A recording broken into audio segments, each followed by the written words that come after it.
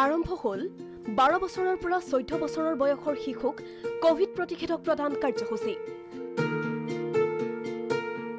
গুৱাহাটীৰ ৰুক্মিণীগাঁও বালিকা উচ্চ মাধ্যমিক বিদ্যালয়ত মুখ্যমন্ত্ৰী ডক্টৰ হিমন্ত বিশ্ব শৰ্মাই আনুষ্ঠানিকভাৱে শুভাৰম্ভ কৰে এই অভিযানৰ।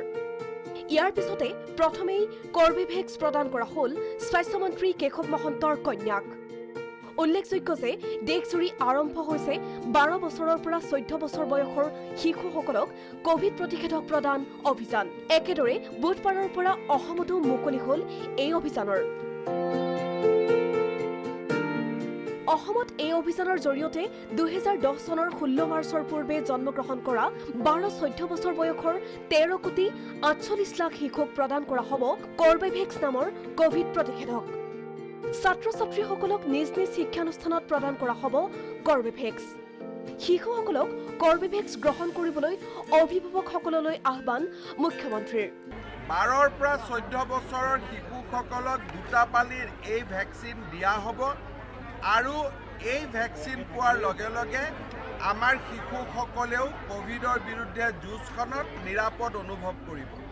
মই অসমৰ সকলো পিতৃ মাতৃ আৰু আমাৰ ছাত্ৰ-ছাত্ৰীসকলক অনুৰোধ কৰিম যে আপোনালোকে যেন সকলোৱে আগবাঢ়ি আহি এই ভেকচিন গ্ৰহণ কৰে।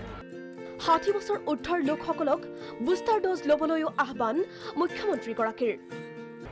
60 বছৰৰ ওপৰৰ সকলো লোকে আজিৰ পৰা নিজৰ নিজৰ শিডিউল অনুসৰি আগবাঢ়ি আহি তৃতীয় পালি ভেকচিন ল'বলৈ অনুৰোধ জনাম।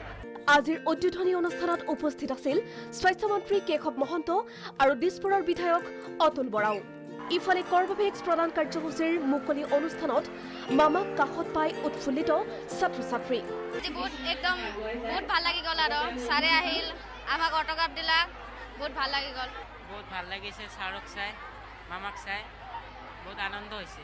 পাইছোঁ, মাতিছে, সুধিছে, নাম চাম সুধিছে কিমানত পঢ়োঁ। বুধবাৰে ৰাজ্যৰ বিভিন্ন প্ৰান্তৰ লগতে বিশ্বনাথ আৰু মৰিগাঁৱতো প্ৰশাসনৰ উদ্যোগত আৰম্ভ হৈছে কৰ্বেভেক্স প্ৰদান কাৰ্যসূচী। ভিডিঅ' জাৰ্নেলিষ্ট প্ৰসন্নৰ সৈতে নয়নজ্যোতি ভূঞাৰ ৰিপৰ্ট, প্ৰাগ নিউজ।